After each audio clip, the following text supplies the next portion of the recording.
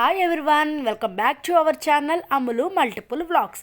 ఈరోజు మన ఛానల్లో అయితే సొరచేపల కర్రీ ఎలా వండుతారో ఫుల్ వీడియో వాటి క్లీనింగ్తో సహా మీకు పూర్తిగా చూపించేస్తాను. ఇంకా లేట్ ఎందుకు, ప్రాసెస్ అయితే చూసేద్దాము. సండే ఎర్లీ మార్నింగ్ అవ్వగానే మా హస్బెండ్ అయితే మార్కెట్కి వెళ్ళిపోయి ఈ సొరచేపలు అయితే తీసుకొచ్చాడు. ఈ సొరచేపలు వాళ్ళ అమ్మమ్మకి చాలా ఇష్టం అన్నమాట. ఆవిడ కోసం అయితే తీసుకొచ్చాడు. ఇవి వింటర్ సీజన్లో మాత్రమే దొరుకుతాయి కదా, వీటిని పాల సొరలు అంటారంట. క్రాంతి వాళ్ళ అమ్మమ్మ అయితే ఇక్కడికి వచ్చింది, ఒక 10 days అవుతుంది ఆవిడ. సో ఆవిడ వెళ్ళిపోతున్నాంట, నాకు సొరచేపల కూర తినాలని ఉందని చెప్పి వాళ్ళ అమ్మమ్మ కోసం అయితే ఈ చేపలు అయితే తీసుకొచ్చాడు. అత్తయ్య అయితే వీటిని మంచిగా క్లీన్ అయితే చేస్తుంది. ఈ సొరచేపలు జస్ట్ ఒకసారి అలా బండకేసి రుద్దాలంట, దాని మీద ఏమైనా ఇసుక ఉంటే పోతుంది. ఒకసారి అయితే అత్తయ్య అన్నీ రుద్దేసింది. ఈలోపు మా హస్బెండ్ అయితే బయటకు వెళ్ళి ఇలా కొంచెం వరిగడ్డ అయితే తీసుకువచ్చాడు.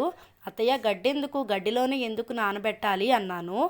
ఇది మనకి గడ్డి మీద చేప ముక్కల్ని పెట్టి ఉడకబెడతారంట. ఇది గనక దాకకి టచ్ అయితే మొత్తం అంతా ఆటికే అంటుకుపోయి కూర అంతా పాడైపోయిద్దంట. సో ఇలా గడ్డిలోనే ఉడకపెట్టాలని అత్తయ్య చెప్పింది. చూడండి, ఈవెన్గా ఈ గడ్డిని చక్కగా ఆ గిన్నెలో అయితే సదిరేసుకున్నాం కదా. ఇప్పుడైతే చేపల్ని అటు శంకువులు ఉంటాయి కదా, వాటిని తీసేస్తుంది అత్తయ్య. కానీ ఇలా క్లీన్ చేయడం నేను ఫస్ట్ టైం చూస్తున్నాను.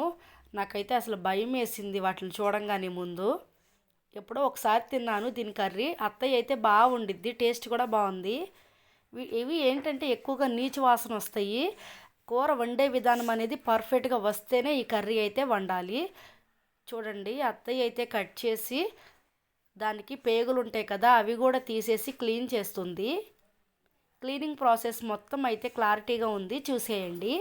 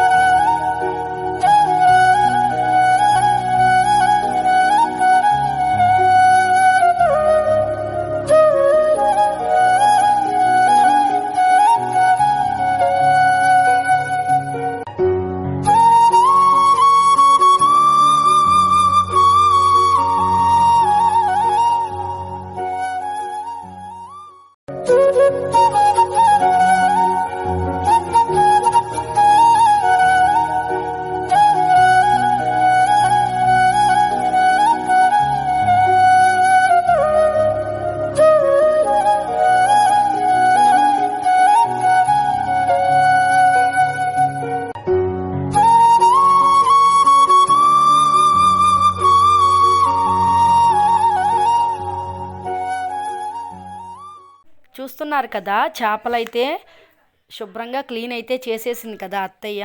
ఇప్పుడు చూడండి, ఈ గడ్డిలో ఆ సొరచేప ముక్కలను అన్నిటినీ కూడా చక్కగా పేర్చుతుంది. ఇలా గడ్డిలోనే ఉడకబెట్టాలంట ఈ ముక్కల్ని. అంతకుముందు అత్తయ్య వండినప్పుడు అసలు నేను ప్రాసెస్ అయితే ఏం చూడలేదు. ఇప్పుడు కాదులే, ఒక 2-3 years బ్యాక్ అయితే మేము వండుకున్నాము ఈ కర్రీ. అప్పుడే నేను ఫస్ట్ టైం తినడం, భయంగా తిన్నాను. టేస్ట్ అయితే చాలా బాగుంది. ఇప్పుడు మళ్ళీ వండుతుంది అత్తయ్య, అందుకే దగ్గరుండి వీడియో తీస్తూ మరి ప్రాసెస్ మొత్తం చూస్తున్నాను. కానీ ఇలా క్లీన్ చేయడం అంటే అసలు మన వల్ల అయ్యే పనే కాదు. పెద్దలు వాళ్ళు కాబట్టి అలా చేపలు కోసి వాటిలో అన్నీ తీస్తున్నారు. నేనైతే అస్సలు తీయలేను. చూడండి, ఇప్పుడు గడ్డిలో కొద్దిగా వాటర్ కూడా పోస్తుంది. ఒక లోటా నీళ్ళు అయితే పోసుకుని ఇంకా వీటిని స్టవ్ మీద పెట్టేసుకోవాలి. హైలో పెట్టేమంది అత్తయ్య. ఇంకా ప్లేట్ కూడా వేసేసాను. ఎగ్జాక్ట్గా ఇవి ఒక 20 minutes అయితే మనకి మంచిగా బాయిల్ అయినాయి. 20 minutes తర్వాత చూడండి ఈ చేప ముక్కలు ఎలా ఉన్నాయో.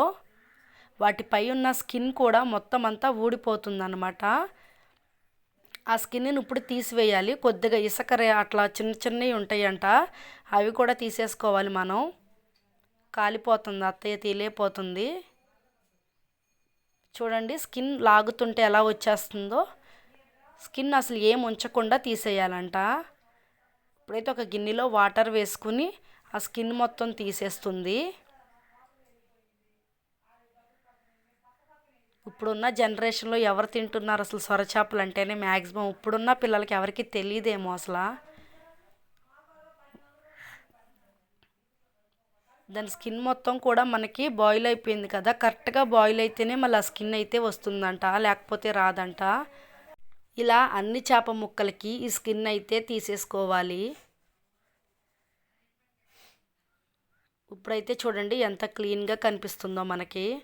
దీనిలో అయితే ముళ్ళు అనేవి ఉండవు, ఒక్కటే స్ట్రైట్గా ఉంటుంది, వాటిని కూడా తినేయొచ్చంట. ఇదైతే నడుము ముక్క ఎక్కువగా బాయిల్ అయిపోయినాయి కదా, చూడండి దాని స్కిన్ కూడా ఊడిపోతుంది చాలా ఈజీగా.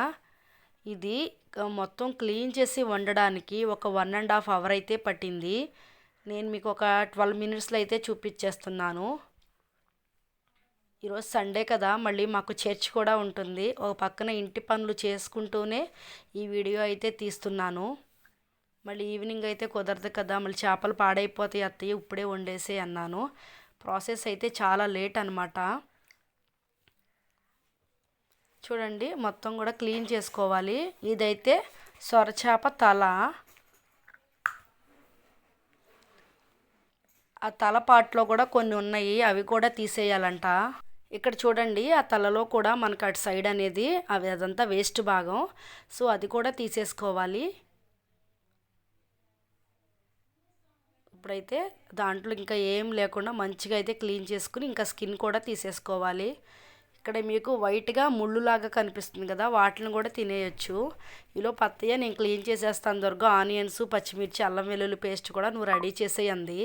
సో ఇంకా నేనైతే అల్లం వెల్లుల్లి పేస్ట్ కూడా రెడీ చేసేసి ఆనియన్స్ కట్ చేశాను. దీనికి మెయిన్గా పచ్చిమిర్చి అనేవి 7-8 కాయల దాకా ఉండాలంట. పచ్చిమిర్చి ఎంత ఎక్కువ ఉంటే కూర అనేది అంత టేస్ట్గా ఉంటుంది, ఎందుకంటే ఇది బాగా నీచు వాసన వచ్చింది కదా, పచ్చిమిర్చిల వల్ల నీచు వాసన అనేది క్లీన్గా పోతుందంట. ఇప్పుడైతే చూడండి మళ్ళీ ప్యూర్గా మంచిగా వాటర్ పోసి అత్తయ్య మళ్ళీ ఇంకొకసారి కడుగుతుంది. ఇప్పుడు వీటిని ఏం చేయాలంటే మొత్తం చేతిలోకి ఇలా తీసుకుని గట్టిగా అలా అత్తయ్య వీడియోలో చూపిస్తుంది కదా, అలా పిండేసి మనం ఒక దాంట్లో వేసుకోవాలి. ఇంకా ముదురు ఉంటాయంట చేపలు, అవైతే ఇంకా చాలా పొడి పొడిలాడతాయంట కర్రీ కూడా.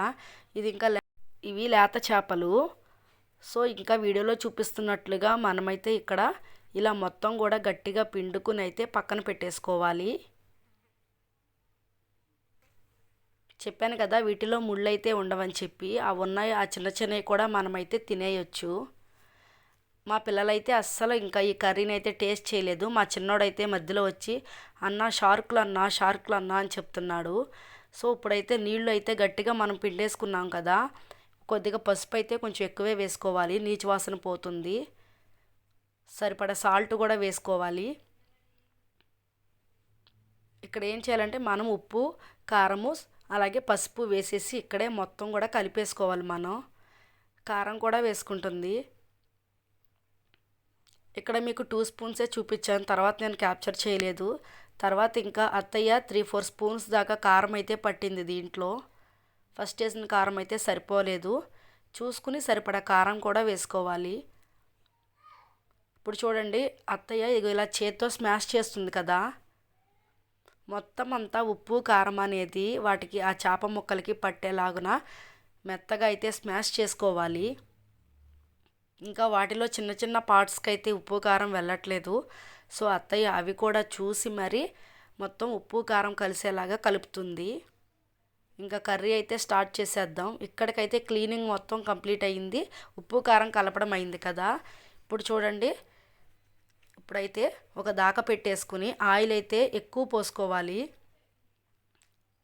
ఇక్కడైతే అత్తయ్య 7-8 స్పూన్లు దాకా దాంతో పోసింది. ఇప్పటికి ఆల్రెడీ 2 అయిపోయినాయి కదా. ఆయిల్ అనేది ఎక్కువ ఉంటేనే ఈ నీచు వాసన అనేది రాదంట. కొద్దిగా ఆయిల్ ఎక్కువే వేసుకుందాము. నెక్స్ట్ ఇంకా ఆయిల్ అయితే బాగా హీట్ అవ్వాలి. ఇప్పుడు ముందుగా మనం సన్నగా కట్ చేసుకున్న ఆనియన్స్ ఉన్నాయి కదా, సో ఆనియన్స్ని కూడా వేసేసుకున్నాము. ఈ ఫ్రైలో ఆనియన్స్ అనేవి బ్రౌన్ కలర్లో మనకి ఫ్రై అయిపోవాలి. పచ్చిమిర్చి చూడండి చాలా వేసుకున్నాము. ఈ పచ్చిమిర్చి వల్లే ఈ కర్రీకి టేస్ట్ అంట, లేదంటే నీచు వాసన వస్తుంది. ఇక్కడ అత్తయ్య అయితే కర్రీ వండుతుంది, ఒకసారి చూపిస్తున్నాను. చూడండి ఇప్పుడు మనకి పచ్చిమిర్చి అలాగే కరివేపాకు కూడా వేసుకున్నాం కదా. ఈ ఫ్రై అయ్యేలోపు కొద్దిగా అల్లం వెల్లుల్లి పేస్ట్ కూడా వేసుకోవాలి. కొద్దిగా కాదు, కొద్దిగా ఎక్కువే వేసుకోండి, ఎందుకంటే ఆ కర్రీ అంత స్మెల్ వస్తుంది. సో ఇవన్నీ మనం పర్ఫెక్ట్గా వేసుకుంటేనే కర్రీ అనేది మంచి టేస్ట్గా అయితే ఉంటుంది. ముందుగా ఉప్పు కారం అయితే కలిపి పెట్టేసుకున్నాం కదా. ఈ ఆనియన్స్ అనేవి ఫ్రై అవుతున్నాయి. ఇప్పుడైతే అత్తయ్య ఈ కలుపుకున్న ఈ ముక్కలను అయితే దాంట్లో వేస్తుంది. ఈ కర్రీ అనేది ఉడికిన తర్వాత అన్నంలో కొద్దిగా కలుపుకుంటే చాలు, అన్నం మొత్తం కలిసిపోతుంది. ఇప్పుడు ఒకసారి ఇది మళ్ళీ పద్దాకలు అడుగంటుతూ ఉంటుంది. సో అడుగంటకుండా కూడా పొయ్యి దగ్గరే ఉండి హైలోనే పెట్టుకోవాలి. మళ్ళీ ఫ్లేమ్ అనేది సిమ్లో పెట్టుకోకూడదు. అదే అత్తయ్య అంటుంది, ఇవి చిన్న చేపలు కదా దుర్గా, సో అందుకే ఇలా కర్రీ అనేది మెత్తగా వచ్చింది. బాగా ముదురు చేపలు ఉంటే అవి అయితే చాలా పొడి పొడిగా బాగుంటుంది అంటుంది. ఇంకా మాకైతే చర్చికి టైం అయిపోతుంది. సో ఈరోజైతే బ్రేక్ఫాస్ట్ టిఫిన్ ఏం లేదు. పక్కనైతే రైస్ కూడా కడిగి పెట్టేశాను. రైస్ కూడా కంప్లీట్ అయిపోతుంది. ఈ కర్రీ అయితే దగ్గరుండే వండుకోవాలి ఇలా, లేదంటే అడుగంటిపోతుంది. ఇంకా దీంట్లోకి నూరే మసాలా కూడా వేసుకోవాలి. ఇంకా టేస్ట్ అయితే చెప్పవసరం లేదు, నెక్స్ట్ లెవెల్లో ఉంటుంది. ధనియాలు, వెల్లుల్లిపాయలు అలాగే కొద్దిగా కొబ్బరి ముక్క అవి కూడా వేసుకుని దీంట్లోనే మనకి దాల్చిన చెక్క, లవంగాలు కూడా ఉంటాయి. ఇవన్నిటిని కూడా మనం రోట్లో మెత్తగా దంచుకోవాలి. చూడండి ఎంత మెత్తగా అయిపోయిందో. ఫైనల్గా అయితే కొత్తిమీర అయితే వేస్తున్నాం. కరివేపాకు ముందే వేసేసాం కదా. అలాగే మనం దంచుకున్న నూరే మసాలా ఉంటుంది కదా, కొత్తిమీర వేసేసాము. ఇప్పుడు అది మగ్గిపోయిన తర్వాత ఈ నూరిన మసాలా కూడా అయితే మనం వేసుకోవాలి. ఈ ఫ్లేవర్ అనేది మంచిగా వస్తుంది కర్రీకి, అసలు నీచు స్మెల్ అనేది లేకుండా కర్రీ అనేది పర్ఫెక్ట్ టేస్ట్లో అయితే వస్తుంది. అవును, మీలో ఎంతమందికి సొరచేపల కర్రీ అంటే ఇష్టమో కామెంట్ అయితే చేసేయండి. ఇంకా చూడండి ఫైనల్గా అయితే మన కర్రీ అయితే అయిపోయింది. ఇప్పుడు అత్తయ్య వాళ్ళ అమ్మ ఇక్కడే ఉందని చెప్పాను కదా. మా అమ్మకైతే ఫస్ట్ అన్నం కూర ఉడకంగానే మా అమ్మకు పెట్టింది. ఎంతైనా వాళ్ళ అమ్మాయి ఉండింది కదా, సూపర్గా ఉందని చెప్తుంది టేస్ట్. నెక్స్ట్ ఇంకా మా పిల్లలు అయితే చర్చికి రెడీ అయిపోయారు. సో అత్తయ్య అయితే వాళ్ళకి ఫాస్ట్గా అన్నం అయితే తినిపించేస్తుంది. ఈ ఫుల్ వీడియో మీకు ఎలా అనిపించిందో ప్లీజ్ కామెంట్ అయితే చేసేయండి. ఫస్ట్ టైం కనుక మీరు మన ఛానల్ చూస్తున్నట్టయితే ప్లీజ్ లైక్ చేయండి, షేర్ చేయండి, సబ్స్క్రైబ్ చేసుకోండి. Okay, bye friends.